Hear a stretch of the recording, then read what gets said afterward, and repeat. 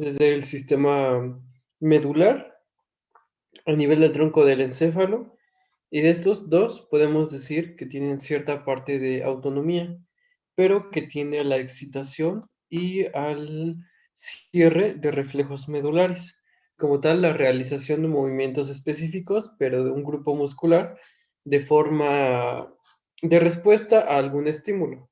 Usualmente estamos hablando de un arco reflejo. A nivel del tronco encefálico, nosotros conocemos estos núcleos pontinos que la característica que nos dan es sobre todo la contracción de músculos agonistas y antagonistas, flexores y extensores, para estabilizar articulaciones y lograr posturas. Más arriba, a nivel del encéfalo, ya hablamos acerca de la corteza y sobre las características que tienen las representaciones topográficas que van a tener sobre el control de diversos grupos musculares específicos y así como otras áreas, como la premotora o la motora suplementaria, que tienen a bien una contracción de grupos musculares de forma más compleja, es decir, de forma bilateral o para adquirir posturas específicas. Pero hasta ahora estamos hablando de control activo del músculo. Pero para que se logre un adecuado funcionamiento de este sistema, es necesario que también haya una desactivación o una inhibición. En este caso, es lo que nos va a proporcionar sobre todo lo que es el cerebelo y los ganglios basales. Estos tienen como función la regulación del movimiento de forma que le dan exactitud, le dan dirección, le dan amortiguación, le dan una característica de planeación y organificación, ¿vale? Entonces, hablamos anteriormente activamente del músculo, de una forma en cómo se inicia las contracciones y todo esto, pero ahora vamos a centrarnos en la modulación de este movimiento.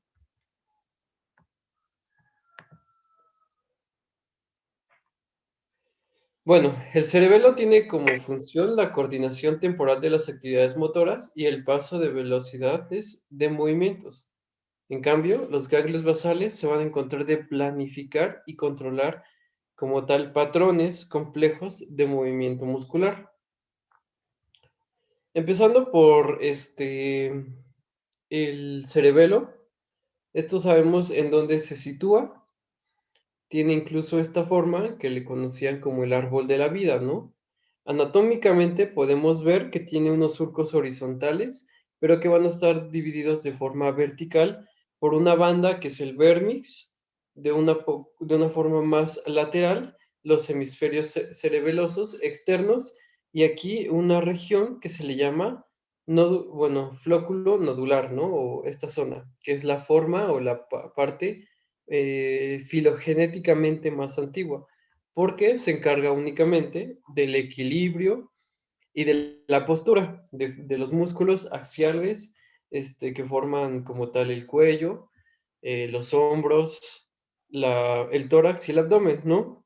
Entonces las funciones como tal, postura, equilibrio y movimiento, para planificar e iniciar el movimiento, eso es muy importante, ¿vale? Ahora, aquí está otra, esto es de su libro. Si vemos aquí el lóbulo anterior, posterior y el flóculo nodular. Tenemos acá la banda que les decía, el vérmix, las zonas intermedias y las zonas laterales. Aquí otra vez el nódulo, flóculo nodular, lóbulo, perdón. Y aquí vamos a ver que esta es la región más antigua y conforme se fue desarrollando hacia adelante y hacia los lados. Es decir, primero esto, luego el vérmix y luego esto. De forma que en los animales en los que se pueda encontrar una estructura semejante al cerebelo van a tener sobre todo estas funciones, no así las funciones más integradas, más complejas, que se encargan en los hemisferios laterales.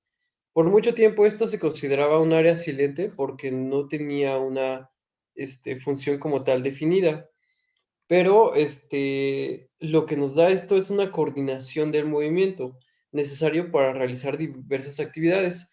Ordena, verifica, realiza ajustes de corrección, recibe información constante, motora y sensitiva y planificación de los movimientos, ¿no? Aprende de sus errores. Esto de recibir constantemente información motora y sensitiva es demasiado importante, ya que para corregir esto tiene que tener conciencia de una imagen ideal y una imagen final. Es decir, un movimiento que tú quieres hacer y un movimiento que tú haces. ¿Qué tanto se acerca el que tú estás haciendo que el que planeaba tu cerebro? Y con base a eso es como corrige, ¿vale? Bueno, esto es un poquito más de lo que ya habíamos hablado aquí. Bueno, en el centro el vértice.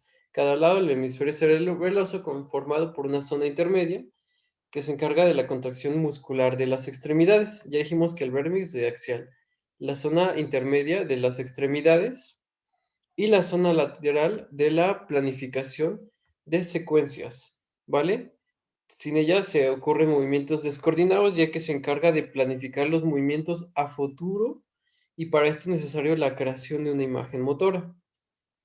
Como en en la corteza motora, aquí también tenemos algo parecido a lo que es un homúnculo, pero si se dan cuenta está como deforme, más deforme aún, debido a que la forma, perdón, en la banda central, que será el vértex, ya les expliqué, que aquí tiene encargado la contracción de los músculos axiales. De forma, lateral, en la zona intermedia, encontramos los músculos que son de las extremidades, especialmente de las manos, ¿vale? Que son las que tienen mayor representación topográfica. Pero vean también que tiene aquí la cara, los movimientos suculares y los movimientos que corresponden al habla, debido a que el habla también tiene que ser coordinado porque es una forma de contracción muscular la que lleva a la fonación correcta. Y si vemos el resto del hemisferio cerebeloso, o sea, de las partes laterales, está libre de esta representación. Esto se debe a que esta zona no recibe ni manda aferencias directamente a las extremidades o a las zonas de las extremidades que se representan en la corteza motora. En cambio, van a recibir y mandar de, por ejemplo, zonas como las cortezas de asociación, cortezas, por ejemplo, de los hemisferios y zonas parietales que tienen mucha conexión de forma de integración, incluso de la zona prefrontal. Es decir, entonces tienen importancia también en la elaboración de los pensamientos, obviamente relacionado con la función motora de estos, ¿vale? Pues aquí esto es lo que dice. La corteza cerebelosa, un poquito más de anatomía. Vías de entrada. Tiene demasiadas vías de entrada.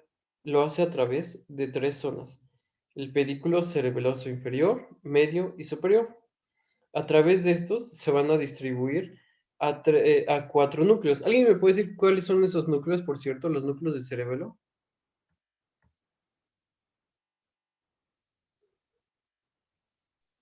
¿Alguien? ¿Es uno del dentado? Ajá. Ah, dentado.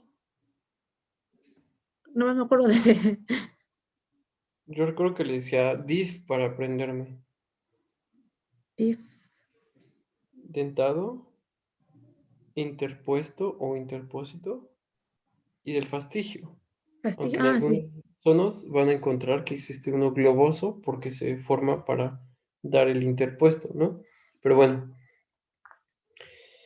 de las porciones del encéfalo vamos a encontrar diversas vías. Ya mencionamos las córtico-pontocerebelosa en las clases anteriores, olivocerebelosa, vestíbulo-cerebelosa y retículo-cerebelosa.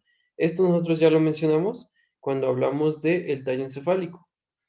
Desde la periferia vamos a ver que van a encontrarse desde la entrada del cerebelo al pedúnculo cerebeloso inferior, que va a terminar sobre todo en el vértice. Este va a tener ahorita una importancia diferente debido a que aquí surgen unas vías de salida, o más bien vías de entrada, que se llaman trepadoras.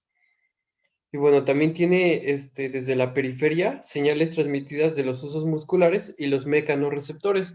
Esto es obvio debido a que va a corregir el movimiento y para eso necesita ver qué tanta contracción hay de los huesos musculares y de todos los mecanorreceptores para ver y diferir qué tan lejos se encuentra el movimiento que deseaba realizar.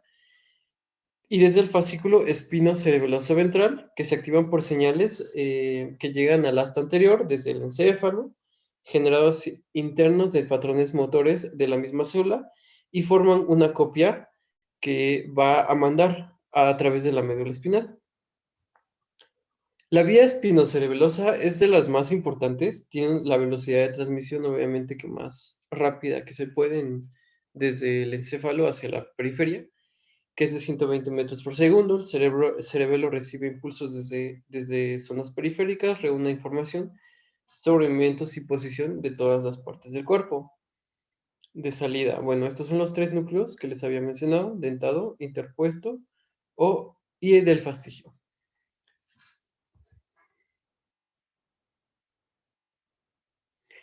Ahora bien, para que pueda tener una función reguladora, tiene que haber un equilibrio que va a mostrar una inclinación hacia la señal excitatoria que la señal inhibitoria. Pero estas dos tienen que actuar de forma consonante para darle coherencia al movimiento.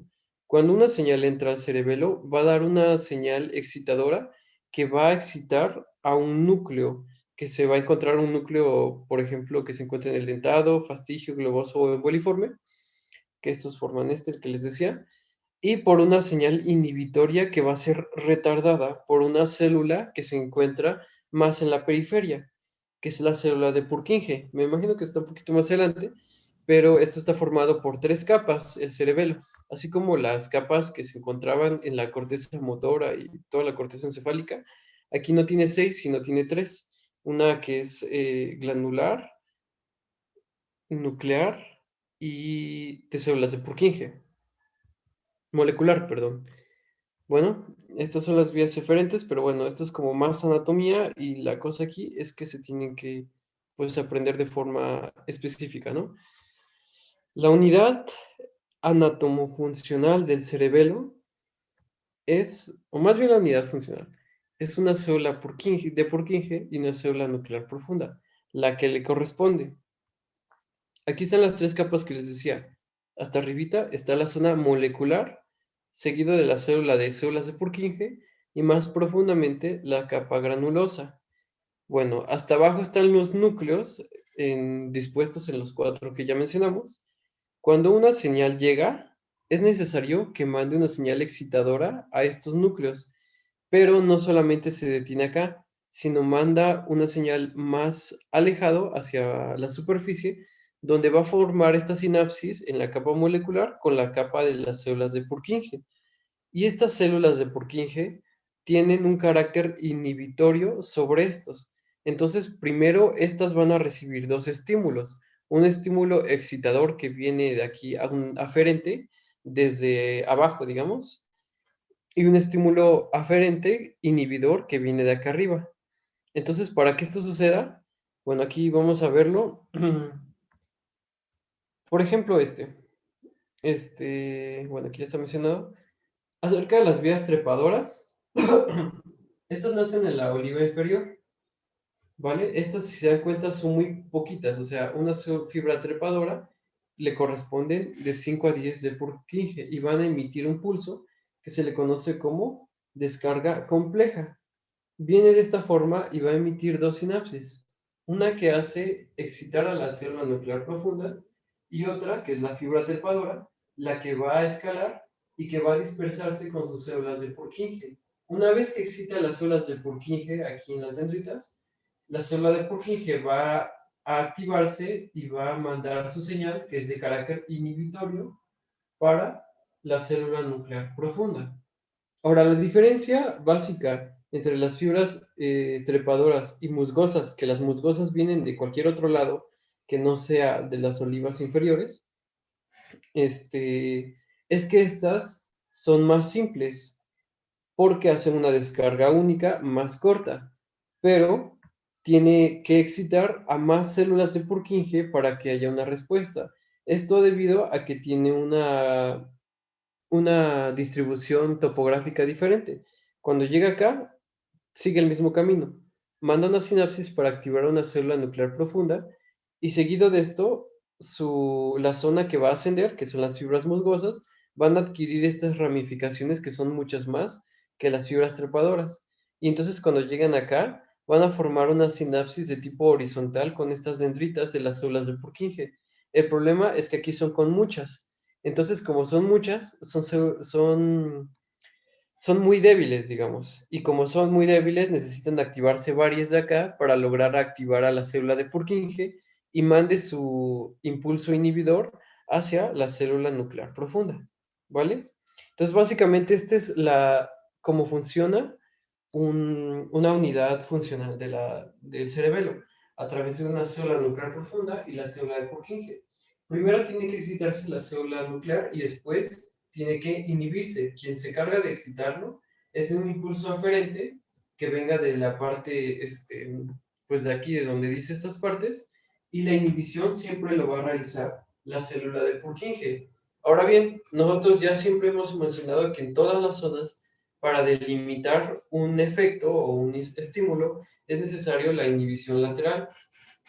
Para esto es necesario otras células, que son las células de cesta y estrelladas, que son las que se encargan de la inhibición lateral, ¿vale? Esto es un poquito más de lo mismo. Ahora, lo que menciona acá, constante inhibición moderada. Tanto las células de Purkinje como las células nucleares profundas van a estar de forma basal mandando señales hacia la periferia. Y estas señales van a ser moderadas. Lo bueno de esto es que al estar a la mitad, digamos, pueden subir o bajar. Y de esta forma darle a el músculo el carácter de mayor excitación o menor excitación. ¿Vale? Y bueno, existe también una línea de retardo que funciona la amortiguación. Y esto es precisamente lo que vemos acá. Cuando se manda una estimulación a una célula nuclear profunda, el impulso inhibidor que viene de la célula de Purkinje es retardado debido a que ésta tiene que escalar y tiene que excitar a las células de Purkinje. Entonces tarda en lo que se excita esto y después recibe la inhibición de esta, ¿vale? A eso se refiere. Las otras células inhibitorias, las células de cesta, estrelladas, que se encargan de la inhibición lateral en esta zona del encéfalo, bueno, en el cerebelo, ¿no? Bueno, un poquito más de esto. Ay, ¿por qué son? Permítanme.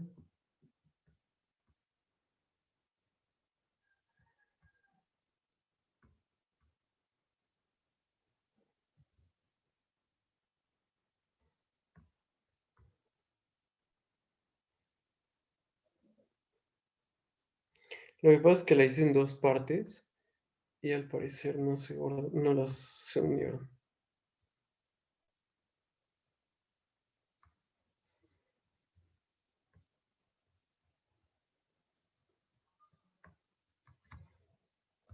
¿Hasta aquí tienen alguna duda?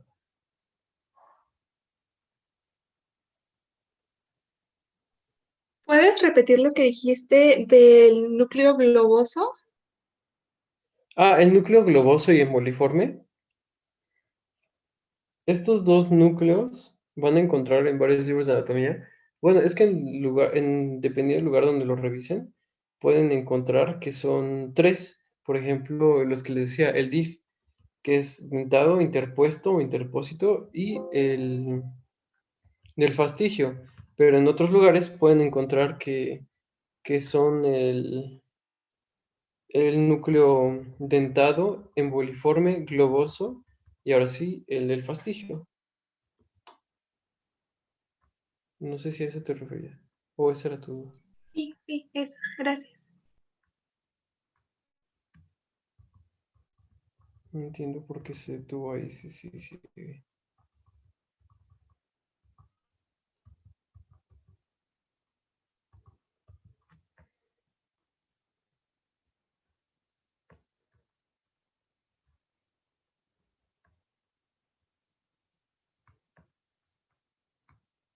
Sí ven la presentación, ¿verdad? Sí, sí se ve. Bueno, estas señales de encendido apagado se refiere a esto que se retarda, ¿no?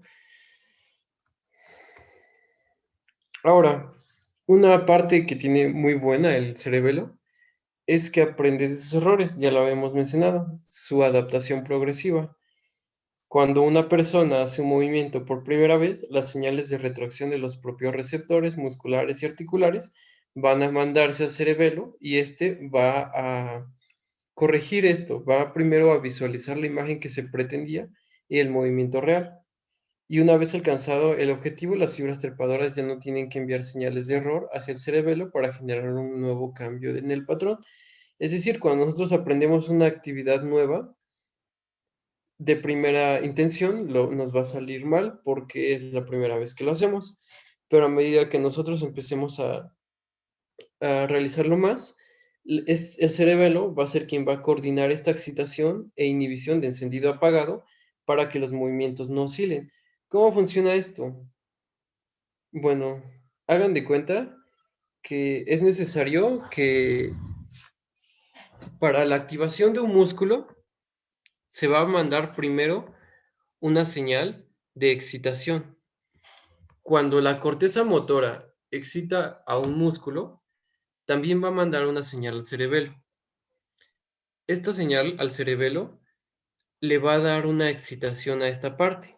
Y como respuesta a esto va a mandar una señal de excitación que va a ser eferente hacia el mismo músculo, ¿vale?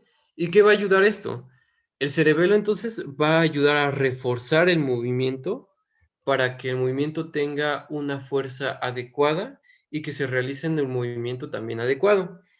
Una vez que se haya realizado este movimiento, el impulso que viene de la célula de Purkinje va a inhibir para que éste no rebase el objetivo. Es decir, si nosotros queremos alcanzar el teléfono, este va a ordenarle al músculo que llegue al teléfono y este le va a decir detente, ya llegaste, ¿vale? Y esto va a ser para que los músculos se coordinen de forma continua y no haya una pendulación en el movimiento, es decir, no te pases y te vuelvas a pasar, ¿vale? Y esto va a ayudar a amortiguar las señales que vengan puras de la corteza motora. Y esto, junto con la aprenderse de los errores, es lo que le da esta función al cerebelo que va a darle la característica de que puede coordinar los movimientos y que puede aprender, que puede modular y secuenciar todo esto. Para que esto ocurra, bueno, vamos a estudiarlo de forma funcional. Anatómicamente ya vimos cómo se ordena, pero cada sitio tiene una función diferente. El vestíbulo cerebelo es el más antiguo, el que les decía. Entonces se va a encargar sobre todo del equilibrio corporal. El espino cerebelo va a ser formado por el vermis y zonas adyacentes de los lados, tantito como por acá, digamos. Y este va a encargarse de la contracción de los movimientos distales de las extremidades, ¿vale? Y más al lateral se va a encontrar lo que es el cerebro cerebelo, que son las que van a provocar o van a dar la imagen motora y van a dar la secuenciación de los movimientos para dar movimientos complejos. Si se dan cuenta, esto ya viene así en el nombre, asociado con lo que se encargan y lo que de dónde reciben las aferencias. Por ejemplo, al decir vestíbulo, ya estamos hablando, por ejemplo, del tronco y de la región vestibular, que se va a encargar sobre todo del equilibrio a través de, por ejemplo, el aparato auditivo. Es decir, entonces, desde aquí podemos saber que el equilibrio conforma el utrículo, el sáculo, los conductos semicirculares van a tener conexión directa con el cerebelo. El espino cerebelo va a estar conectado con la médula espinal para la contracción de los músculos distales, sobre todo de las manos, que son las que tienen mayor fineza. Y el cerebro cerebelo, si entonces vemos acá, va a tener un carácter más cognitivo, es decir, aprender de lo que ya estamos haciendo para dar una respuesta, ¿vale?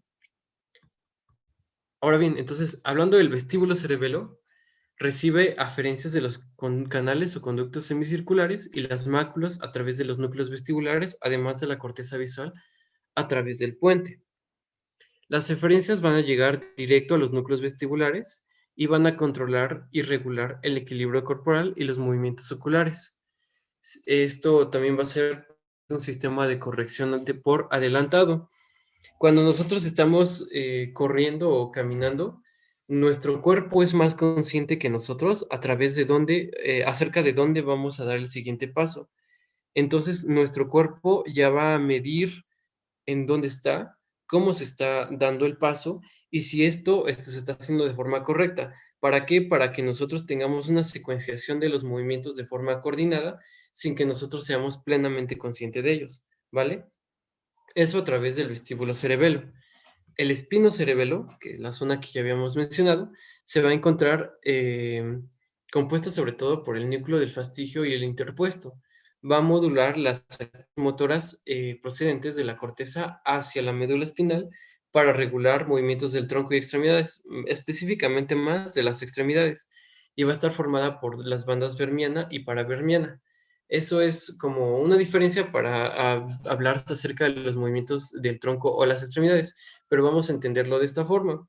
Van a encontrarse a través de los propios receptores, que serían los mecanorreceptores que se encuentran en la piel, los usos musculares, los órganos tendinosos de Golgi, van a mandar aferencias para que el cerebelo esté consciente de qué tanto está elongado un músculo, qué tanta tensión haya en este, y por lo tanto pueda corregir el movimiento a través de estas aferencias, ¿vale?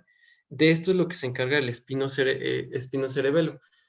La contracción específica de los movimientos de la mano es muy elaborada, pero también vamos a encontrar que estos tienen que ver con la función del habla, no solamente con esto. Los músculos que se emplean para la fonación, pues está la lengua, las cuerdas vocales, músculos de la respiración, y todos estos también se van a ver, son muy exactos y se van a ver influidos por lo que es el espinocerebelo. Algo que se me pasó mencionarles a través de las funciones del cerebelo es algo que se le conoce como los movimientos balísticos. Un movimiento balístico, como su nombre balístico, se refiere que son movimientos rápidos. Movimientos como cuando nosotros escribimos a computadora, cuando nosotros leemos, cuando nosotros realizamos actividades como cortar con tijeras y cosas así, que son no pensadas, pero que son más finas, digamos. Estos movimientos balísticos son también a cargo del cerebelo, ¿vale? Si se daña el cerebelo, nosotros no podemos realizar este tipo de funciones. Y ahora, la tercera, bueno, esto lo hace a través de la función amortiguadora del espinocerebelo para evitar que los movimientos pendulen. Es decir, por ejemplo, imaginen que este cursor es mi dedo y queremos llegar a este punto para evitar que pase esto y que después me pase y me pase y me pase. Entonces, primero una señal excitatoria me dice avanza y una señal inhibitoria me dice detente para que llegue a un punto en específico. Esa es la función amortiguadora del espinocerebelo. Y ahora, la función del cerebelo en los movimientos balísticos es lo que les mencionaba, como leer, escribir y movimientos rápidos. De hecho, la lectura es una parte muy curiosa, porque incluso van a encontrar ustedes que cuando nosotros estamos leyendo, nuestra mente ya avanza por párrafos. Es por eso que ahora se modifican las formas de enseñanza a los nenes, porque usualmente les dices que aprendan por sílabas, pero lo más correcto es incluso aprender a leer por oraciones, ya que nuestro cerebro podría ser consciente de incluso las palabras que siguen debido a estos tipos de movimientos y la inconsciencia que tenemos, pero que ya planeamos, digamos. Y ahora, el cerebelo es el que va a servir para planificar, ordenar y sincronizar movimientos ya más complejos. Por lo tanto, sus conexiones no van a ser con el área motora específicamente. Por eso esta parte, el cerebelo, que eran los hemisferios laterales, los núcleos del fastigio que están más separados, no tienen una imagen motora. ¿Por qué? Porque no excitan directamente a un músculo en especial, ni tampoco tienen una representación o sea, no tienen excitación a una zona de la corteza motora que excita a un grupo muscular. Por eso es que no tienen un homúnculo, digamos, o el homúnculo no llega tan lejos. Es porque esto recibe sus conexiones más por el área premotora, motora suplementaria y las áreas de asociación. Entonces, esto tiene a bien un tipo de movimiento que va a ser más complejo porque no va a excitar a un músculo en específico, sino a un grupo muscular. Esto a través de estas zonas, ¿vale? ¿Cómo lo hace? A través de tres partes, sobre todo estas dos, pero esta es para añadir porque es una función que sí se le conoce. Primero, la planificación de movimientos secuenciales a través de conexión con la corteza sensitiva para crear un patrón de movimiento futuro, aun cuando se está ejecutando el anterior. Cuando nosotros estamos, por ejemplo, bailando, nuestro cuerpo a través de los propios receptores va a determinar cómo se está moviendo, digamos, qué tan bien lo está haciendo referente a cómo lo pensamos hacer. Esto le va a mandar a la corteza de asociación una imagen motora que se está realizando y la siguiente imagen que se debe realizar para ordenarle a los músculos cómo se tienen que mover. Y así, mientras nosotros estamos llevando a cabo un paso, el cerebro nos permite coordinar cuál va a ser el siguiente paso, ¿vale? Esto para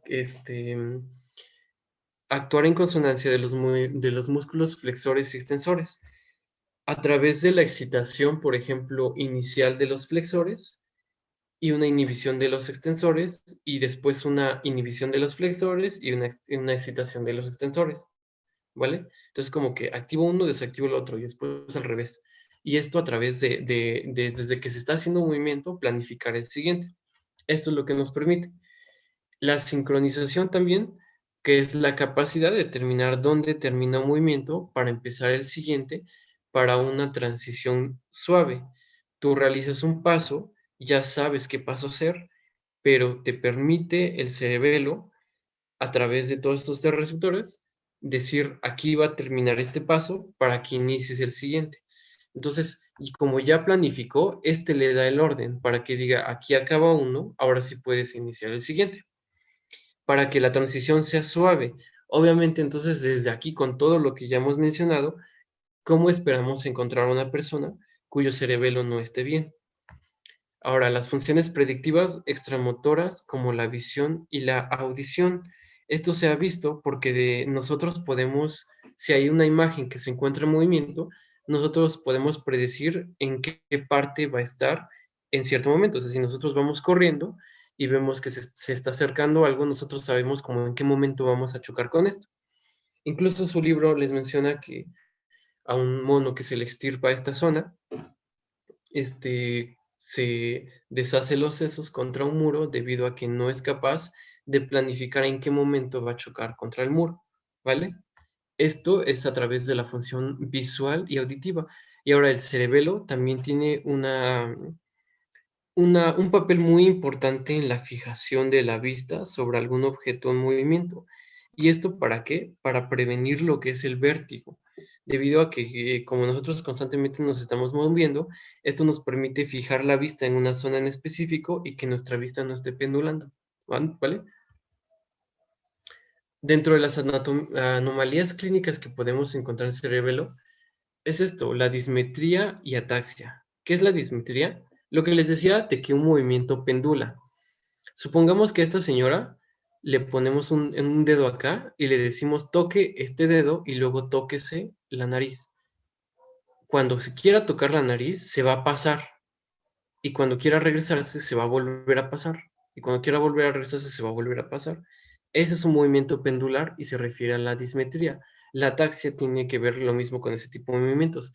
¿Cómo se evalúa la dismetría? A través de esta prueba, que podríamos decir dedo-nariz, y esta, que es talón-pierna. Le pides que suba y descienda el talón conforme a que lo acerque o lo aleje de acá. Obviamente una persona no lo va a hacer. La hipermetría, es una forma exagerada de esto mismo. O sea, se va a pasar. Esto y esto son lo mismo, ¿vale? Solo que la hipermetría es que se pasa excesivamente. La disdiadococinesia o adiadococinesia se va a referir a los movimientos alternantes. Aquí le pedimos al paciente que va a poner su mano en pronación y supinación, o como dijeran, en volar y palmar, de forma rápida. O sea, como si estuvieran haciendo tortillas, no lo podría realizar una persona con afección al cerebelo porque es un movimiento secuencial. Recuerden que esta zona del cerebelo, que se encargaba de los movimientos secuenciales, le dice cuándo hacer una y cuándo empezar la otra, cuándo termina esta, ¿no? Entonces, no puede realizar esto porque no es consciente de en qué momento se tiene que terminar un movimiento. La disartria se refiere a la incapacidad de articular propiamente las oraciones. No es lo mismo que la fascia de Broca, porque la persona sí puede realizar la fonación de oraciones, pero estas van a tener un sentido muy, muy anómalo. Es decir, hay zonas en las que va a hablar fuerte, o zonas en las que va a hablar bajo, que no tenga concordancia los tonos con los que dice, o que se escuche muy de plano anormal, ¿no? Existe también lo que es el temblor intencional. Cuando una persona quiera realizar una acción, como nosotros dijimos que el cerebelo tiene que darle un impulso inicial, entonces la persona no tiene ese impulso inicial, o sea que inicia un poquito más suave y a medida que va a hacer el movimiento, entonces va a empezar a temblar porque no va a tener esa coordinación, esa amortiguación sobre el movimiento, ¿vale? Es importante que recuerden que el temblor en el cerebelo es de tipo intencional, porque en afecciones como el Parkinson no es intencional, sino es en reposo. Aquí es intencional. Los nixtagmos cerebelosos también van a ser por afección, sobre todo el nixtagmo de tipo vertical, ¿vale? Incluso en la práctica de laboratorio es posible provocarle nistagmus a una persona sometiendo a su aparato vestibular, es decir, en el oído, con agua fría o caliente, ¿vale? Y la hipotonía, ¿por qué?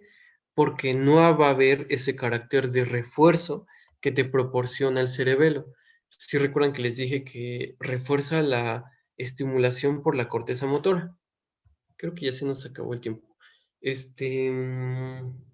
Bueno, ya nos vemos ahorita. Los siguientes ganglios basales, y esto es un poquito rápido. Entonces, estudien bien lo de cerebelo por si tienen algunas preguntas. Damos un repaso rápido y nos vemos mañana pasado, ¿vale? Va, de preferencia podría ser mañana. Es que pasado tenemos examen con la doctora Betty.